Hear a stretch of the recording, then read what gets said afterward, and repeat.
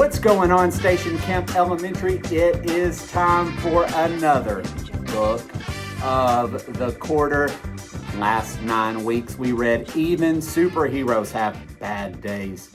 And I've watched so many of you take those challenges and those moments where we could get angry and we could really lash out, and you take a minute and you think and you just ground yourself and you get through those challenges. You work hard and you say, you know what, this is tough. This is kind of getting me upset. But I realize that, and I'm going to make the choice to get through it so that the rest of my day is still awesome. Good for you. Keep it up. Today, it's time for our second book of the quarter. But before we start reading, we have a special guest. Yes, you know her. You love her. It's Deputy Houston. Welcome to Book of the Quarter. Thank you. All right, so we've got a great one. I can't wait to read it with you. Can't wait to read it with you. It is called, drumroll please. It's The Invisible Boy. It's written by Trudy Ludwig and illustrated by Patrice Barton. So, Deputy Houston, have you ever felt invisible? Yeah, of course I have. When I was a kid, I grew up in several different states. I jumped from school to school to school, and I felt pretty invisible a lot, being the new kid. And yeah, it's something I had to deal with. That's probably a hard feeling, you know, going into a new place and then not knowing anybody. You know, you really don't know if you even belong there, do you? That's really tough to think through. It's hard. It is. I can totally relate. I had 2 older brothers. They loved sports. They were fantastic at sports. I just didn't have that much love, you know, and I wasn't as great as they were. I was more of a creative. I liked music. I liked art. I liked theater. I liked any time when I could tell a story. Yeah. I just felt on the outside. I didn't feel included, like I was on the inside. I felt like I was on the outside. So we're going to read, we've got a friend Brian in our story.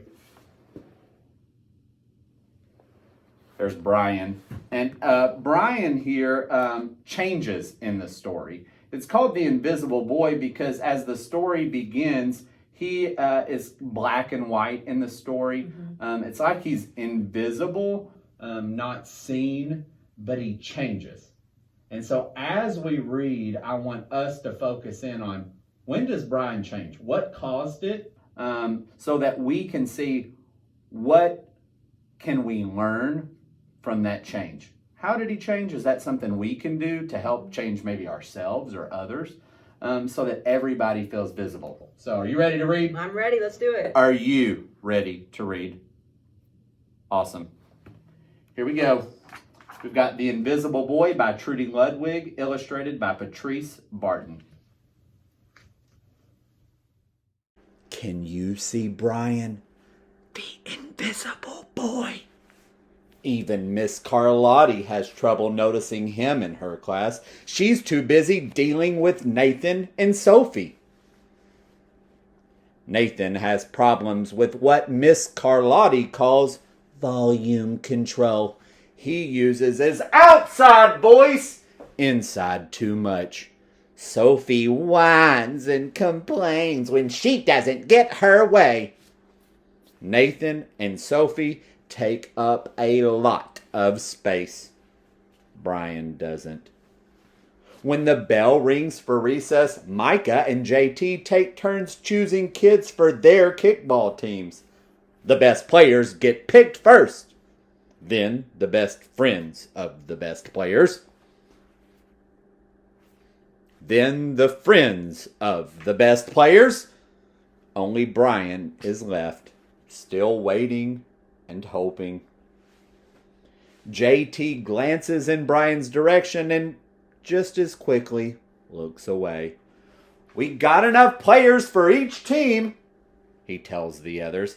Let's play ball! In the cafeteria, Madison and her friends talk about her birthday party. The rope swing over the pool was awesome, says JT. Yeah, so was the water slide, adds Fiona. That was the best pool party ever. I'm so glad you guys had fun, says Madison. Everybody did, except Brian. He wasn't invited. At choosing time, while the other kids play board games and read, Brian sits at his table doing what he loves to do best. He draws fire-breathing dragons scaling tall buildings. Space aliens locked in intergalactic battles. Greedy pirates digging for treasure. And superheroes with the power to make friends wherever they go. On Monday morning, Miss Carlotti introduces Justin, a new student, to the class. Brian smiles shyly at him. Some of the other kids sneak looks at Justin, trying to figure out if he's cool enough to be their friend. They haven't quite made up their minds yet. At lunch, Madison and JT watch Justin eat with chopsticks. What's that? Asks Madison as she points at Justin's food. It's bulgogi. What? Bulgogi. It's Korean barbecue beef. My grandma made it for me. It's really good. Do you want to try some? There's no way I'd eat bulgogi. And the kids laugh. All of them. That is, except Brian. He sits there wondering which is worse, being laughed at or feeling invisible.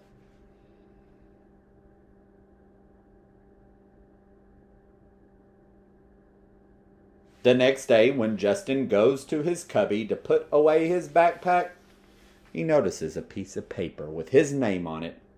Justin, I thought the bulgogi looked good. Brian, yum. At morning recess, Brian finds a piece of chalk on the ground and starts drawing away. You're Brian, right? Yeah. Thanks for the note.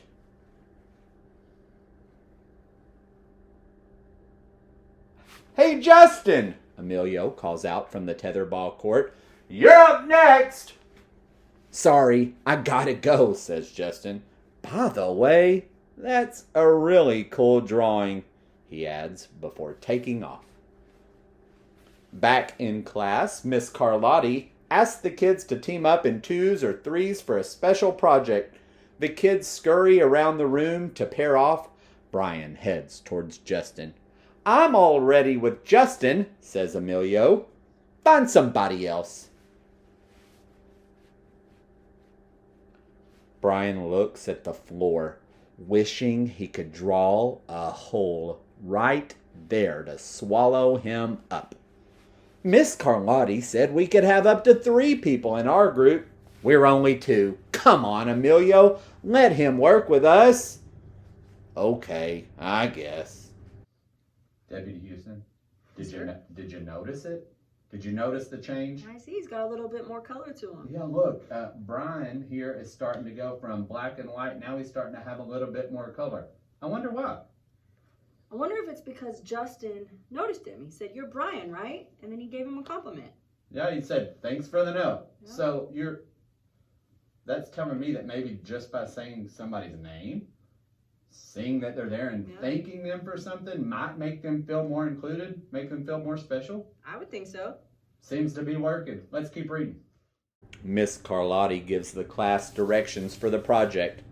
Your assignment is to work together to write a story about what you see in that photograph. Use your imagination and have fun. Whoa, cool, says Emilio. What kind of people do you think live in houses like that? I don't know, but I bet Brian could draw them to go with our story, says Justin. Brian smiles as he takes out his lucky pen.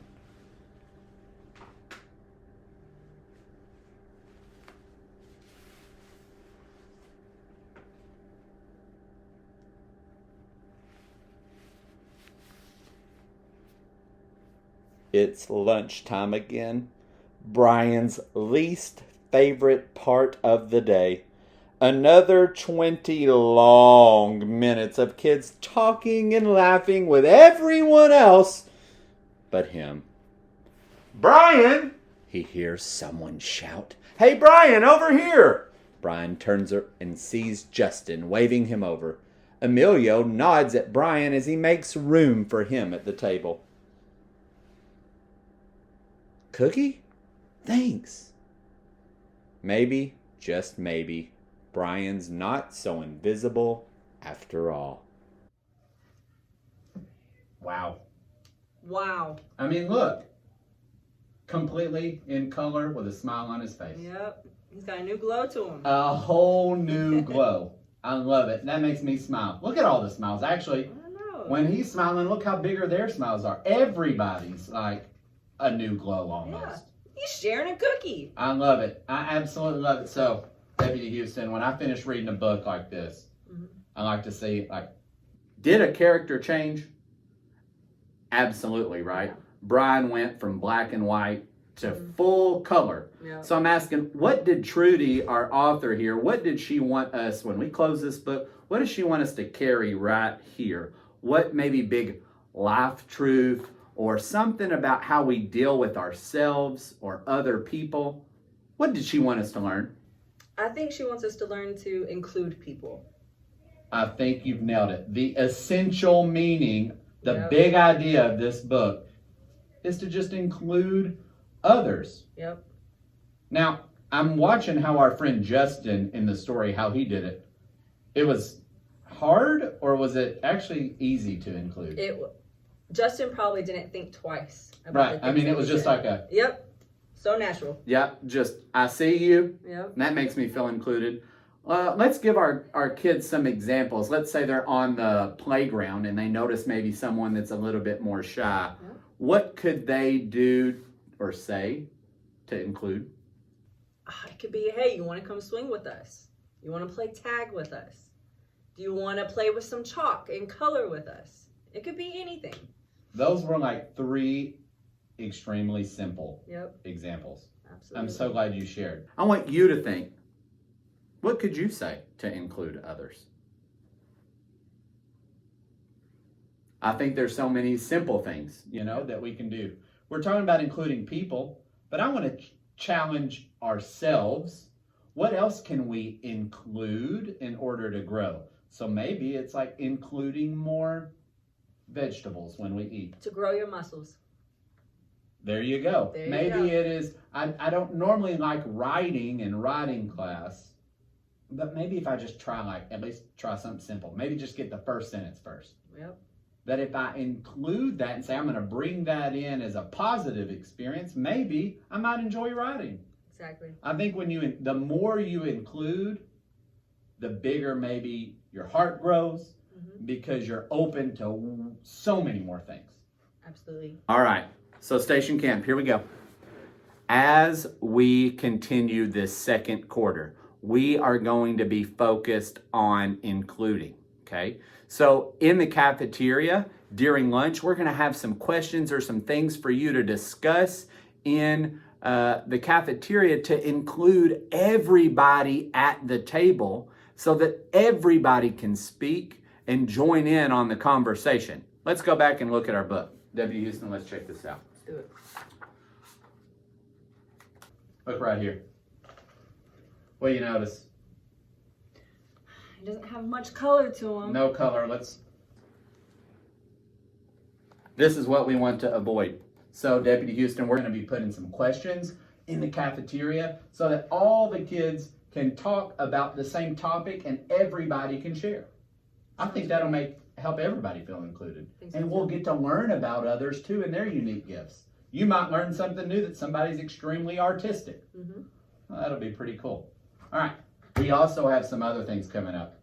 We are going to be dressing up sometime this quarter in bright neon colors. Oh, I love some neon. We're going to do the neon so that everyone is visible because we can see neon, right? Yep. It really shows up. Absolutely. And then I'm sure Dr. Mason's going to make a principles challenge out of including, and maybe more. Who knows? But I'm excited to carry on this conversation about bringing others in, making everybody feel welcome, even if they're a little bit different than us, so that we can all be a little bit more like Justin in our story, that new kid who sees great things in others. What do you think about that? I think that's a perfect idea. It's going to be a happy kind of place, right? It's going to be great. All right. Well, thank you, Deputy Houston, for being with us for our second book of the quarter. And thank you for joining us for Book of the Quarter. We hope you have a fantastic day, and we challenge you